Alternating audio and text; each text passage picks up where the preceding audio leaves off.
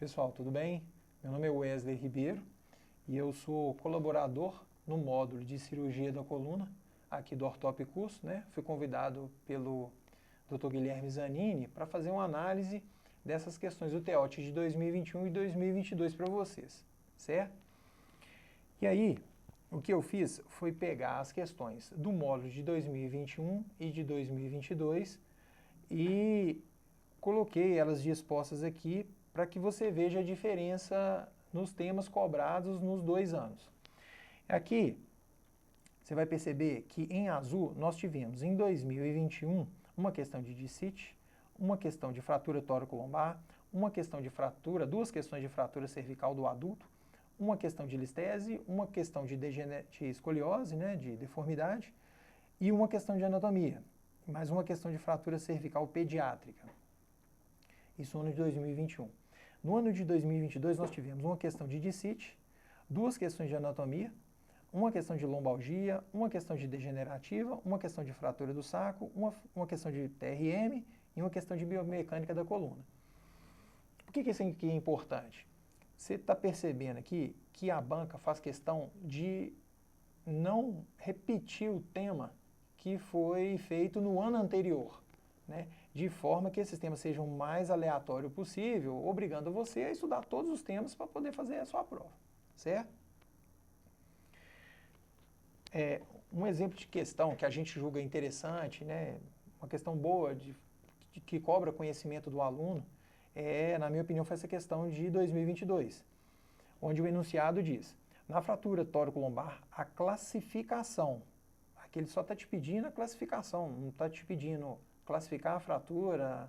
É claro que no contexto dessa questão, você deveria ter conhecimentos, né, da fratura, dos tipos de fratura, mecanismo, mas aqui ele estava cobrando só o score.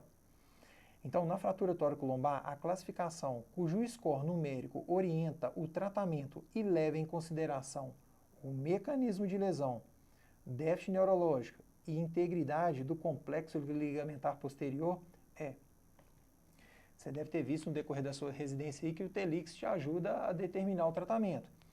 E aí, dentro do TELIX, você tem alguns critérios, né? Dentre esses critérios você tem, né, o tipo da lesão, né, a lesão no complexo, o tipo de lesão, né, no complexo ligamentar posterior, se tem ou se não tem, e o status neurológico desse paciente. A partir desse score, né, com esses critérios, você consegue, né, determinar se a indicação é cirúrgica ou conservadora. Mas, no entanto, o autor aqui nem te cobrou isso. Ele quer saber só qual o score que a gente usa para poder fazer esse tipo de determinação. Então, uma questão que eu julguei boa, né? É difícil falar em fácil e difícil, né, no TEOT, retrospectivamente, inclusive, mas é uma questão que eu julguei que ela foi de mediana para fácil, certo? Você veja bem aqui essa questão também de 2022. Essa questão de TRM, você obrigatoriamente, né, o generalista obrigatoriamente tem que saber esse tipo de tema, porque você vai lidar com isso diariamente na sua prática clínica. Então, no trauma raquiomedular, a recuperação do choque medular ocorre usualmente em várias vezes. Eu tenho certeza que muitos dos seus preceptores, né, destacaram isso para você durante o curso e isso já se tornou necessário durante a avaliação de alguns pacientes com TRM que você avaliou para você definir conduta ou não. Então, esse é o tipo de questão que eu julgo muito fácil, né, para a prova de 2022. Entretanto, esse tipo de questão, que também foi cobrado em 2022, se não me engano, essa questão também foi cobrada em 2021, essa aqui é uma questão da prova teórico-prática. Mas eu achei digna de destaque, por quê? O que ele diz? Masculino, 40 anos, queda de 4 metros de altura, sem déficit neurológicos. Tá? Nas imagens apresentadas, o dispositivo, né, apontado pela seta agrega a instrumentação e estabilidade principalmente. O dispositivo a que ele se refere é esse dispositivo que a gente chama de crosslink, né, na coluna, você já deve ter eventualmente visto aí, o DTT. Só que esse dispositivo a gente raramente usa. Por quê? Porque já foi mostrado, ele agrega estabilidade rotacional, vou te mostrar aqui. Esse dispositivo, de acordo com, né, esse artigo, é do European Spine, de 2021. E aqui prova para você, de fato, que ele agrega, né, estabilidade rotacional axial. Em todos esses trabalhos aqui, ele mostrou para esses autores que a ADM foi diminuída, né, com o uso do DTT, né? O que você não vê na flextensão e o que você não vê nos bends, tá?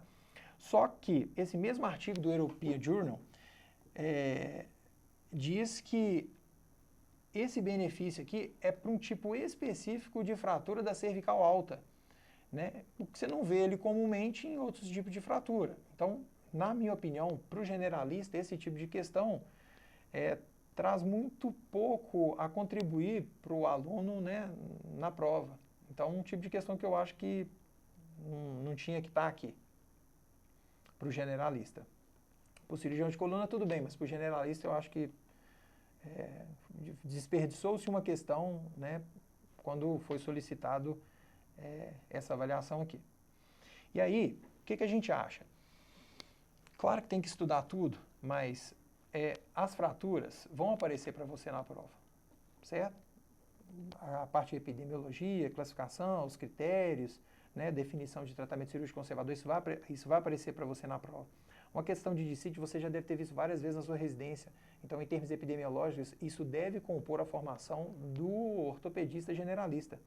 A doença degenerativa você também deve ter visto muitas vezes, assim como as hérnias, deformidade, a questão anatômica e exame físico, né, junto com a biomecânica, são os pilares do início, né, do estudo da coluna. E você também pode ver que elas vão cair na sua prova ou, né, como questões puras de anatomia e exame físico, ou durante a avaliação de algum caso clínico. A parte de anatomia durante algum acesso, eventualmente.